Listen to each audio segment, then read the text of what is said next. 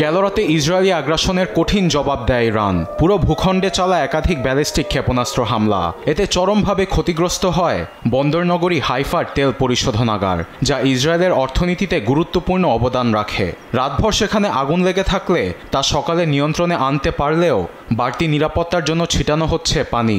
পুড়ে গেছে তেল বহনকারী ট্রাকগুলো। হাইফার বিদ্যুৎ কেন্দ্রেও ক্ষেপণাস্ত্র হামলা চালায় ইরান। ধরে যায় আগুন, নেভাতে চলে আসে দমকল বাহিনী। তবে হামলার কারণে ক্ষয়ক্ষতি কতটুকু হয়েছে তা নিশ্চিত করেনি তেল আবিব। এক পর্যায়ে আগুন ধরে গেলে তা নিয়ন্ত্রণে আনার চেষ্টা চালায় দমকল বাহিনী। একই সঙ্গে ভোরের আলো আসতেই ফুটে ওঠে তেল আবিবে ধ্বংসের ছাপ। ক্ষেপণাস্ত্র হামলায় বিধ্বস্ত হয়েছে ঘরবাড়ি, ধসে পড়েছে বড় বড় দালান, দুমড়ে মুচড়ে গেছে গাড়ি, অকেজো হয়ে পড়েছে পয়ঃনিষ্কাশন ব্যবস্থা।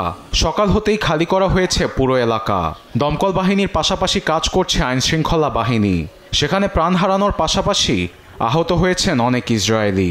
আবার ইসরায়েলের পেতা টিকভাতেও বিদ্যমান ধ্বংসের ছাপ। অঞ্চলের একটি বহুতল ভবনে ক্ষেপণাস্ত্র হামলায় তৈরি হয়েছে বিশাল গর্ত, যার জন্য খালি করা হয়েছে ভবনটি। ভেতরে উদ্ধার কাজ চালাচ্ছে আইনশৃঙ্খলা বাহিনী। সেই সঙ্গে বন্দরনগরী হাইফার আবাসিক ভবনগুলো ক্ষেপণাস্ত্র হামলার কারণে ক্ষতিগ্রস্ত হয়েছে।